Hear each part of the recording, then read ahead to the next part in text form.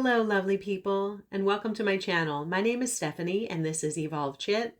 It's my little corner of the world where I like to talk about spirituality, metaphysical stuff, universal laws, psychology, and share tips, tools, and tricks, and other information that has been helpful and continues to be helpful for me on my spiritual journey. So today, I'd actually like to provide an energy reading. And I know for people who are in the Twin Flames journey, we are advised that it's not healthy to do these kinds of things. I think they can be healthy and useful when you're looking at them for yourself. So the intention of this reading is to open up and allow you to open up and consider where you may be having some blockages in your individual energy, and explore areas where you may need to lean in a bit more, and be open with yourself on where you may need to continue to address any energy leaks that you have going on. The things that have come out in this reading, I've used the traditional tarot deck and then also an oracle deck called the Music Oracles. And a couple of cards that first came out that signify the current energy and more recent energies. It's amazing. It's what we're seeing play out on the world stage right now. The cards that came out are cards that speak to false pride, false truths, this win at all costs kind of mindset, and also things that lead towards the lower vibrational scale of energy being around jealousy and envy and doing things for those purposes. So, you know, that old adage, keeping up with the Joneses. So what are we doing in our lives that are keeping us stuck, keeping us in low vibrational energy, all for the purposes of the masks that we wear, or the facades that we put up that we want people to believe or see us as. So I consider this what we're seeing on the world stage, but also as individuals. If you've come across this message, then you're seeking this kind of information because you feel an imbalance in your life.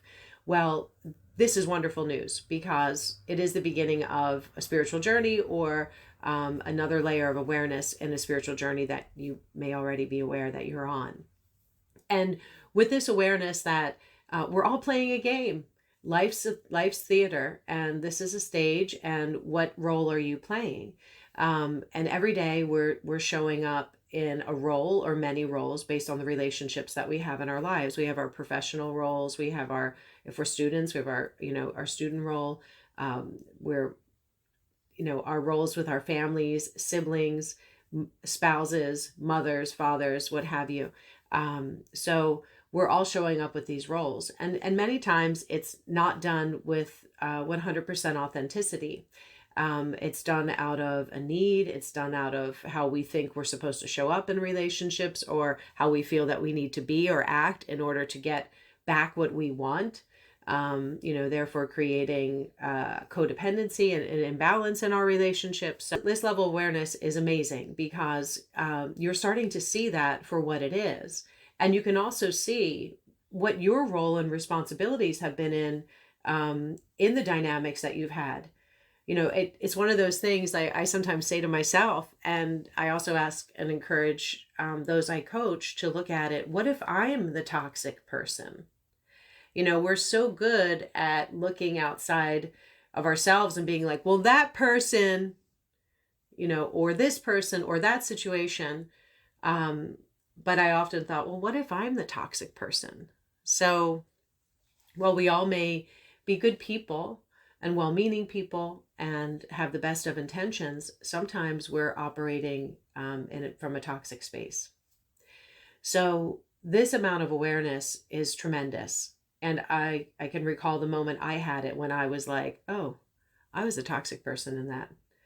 And that level of honesty really allowed me to see where I was acting conditionally, and where I may have had expectations beyond what are reasonable for another human being, So that level of awareness created such a breath of relief.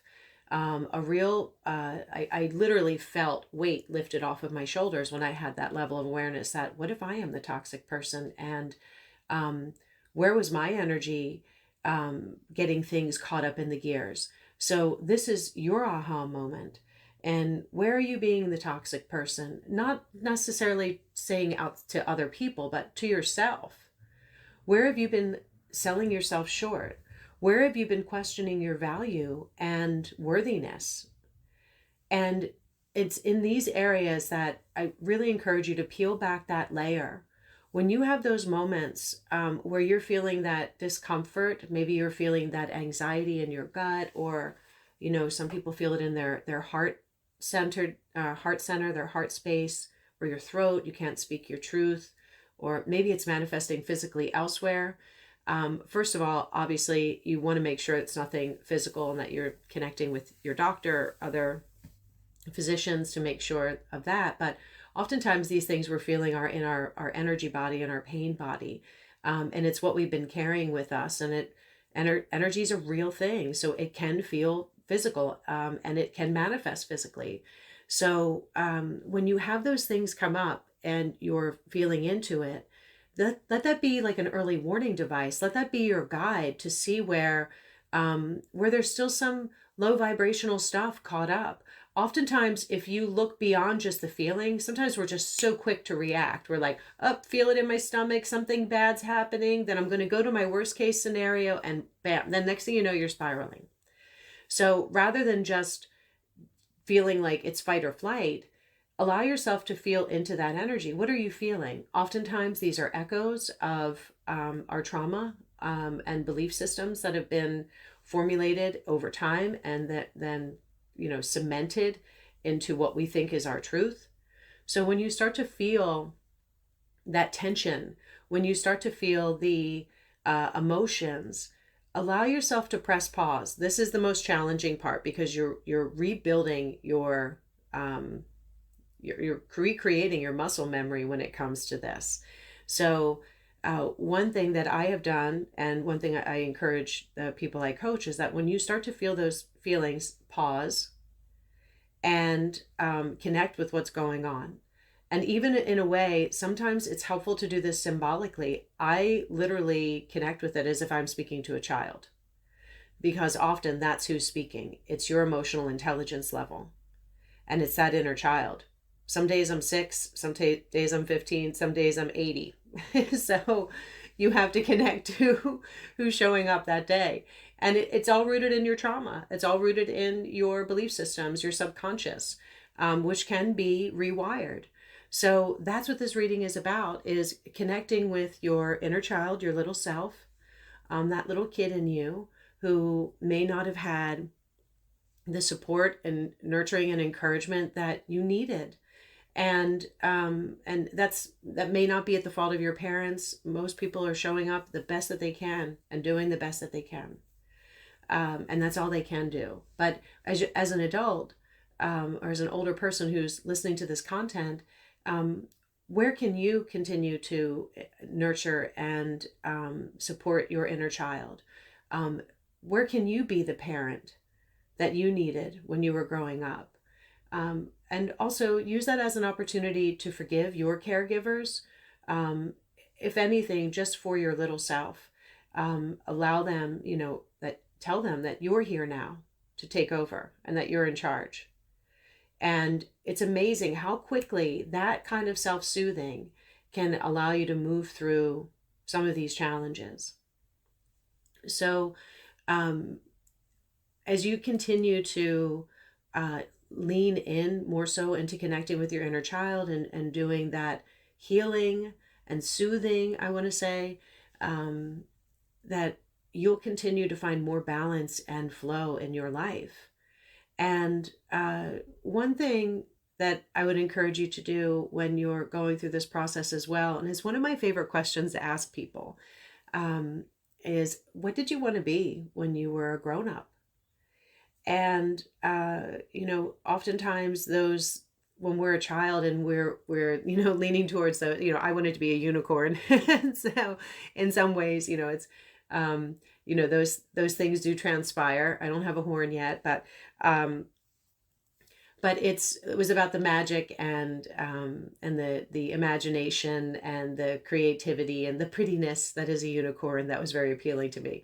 But but seriously, like, we can look at things that when you were a child that you gravitated towards, that felt more in alignment with your enthusiasm and creativity and zest for your life and why you're here. And then as we get to a certain age, we start to feel those layers and beliefs and pressures and demands of society start to be laid on us. So allow yourself this time this year, make this the year of nurturing your inner child and really connecting to who you are at your core. There have been so many amazing astrological events that have been happening so far this year that signal all of this, and more continue to happen. There are some incredible astrologers out there who speak to this. And I do feel that these tools on a metaphysical level are very helpful and very necessary to navigate our human experience. So in many respects, these tools are helpful for the individual's journey, for your journey, for helping you navigate your unique path. And that's what they're there for insights. So I'll include some of those resources in the description of this video below, and you can check that out. So continuing on with the reading here, again, all coming back to nurturing the inner child, and what does that mean for you? So I want to encourage you to visit my website and do the 7-day mindset reset exercises. This will have you begin connecting with the things that are important to you and who you are and how you show up in the world. I encourage you to get a journal and date it when you write in it, because one thing that I have found incredibly interesting is that over the course of a year, you can change so much. And when you're starting out in this journey, it can feel as if you're walking in mud, because there's so much to wade through and understand. And you can look back on your progress from 6 months ago. I look back on things I wrote 5 years ago, and I thought, like, I knew so much then about myself. I wasn't even close to where I am with my level of self-awareness today. And I'm sure 5 years from now, that's going to be very different as well.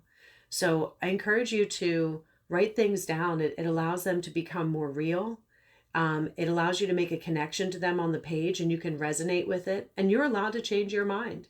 You can cross stuff off. You can rip a page out of the book if you need to, whatever that means for you. But now that you know this information, there's no going back. So how will you choose to move forward? So I'm going to wrap up here and just remind you that you are loved, you are worthy, and you are absolutely essential. You are here for a reason. So I want to encourage you to continue to ask yourself the tough questions. Where are you being the toxic person to yourself and to other people? It's time that we look at this honestly and take responsibility for our individual energies. So until next time, take care and much love.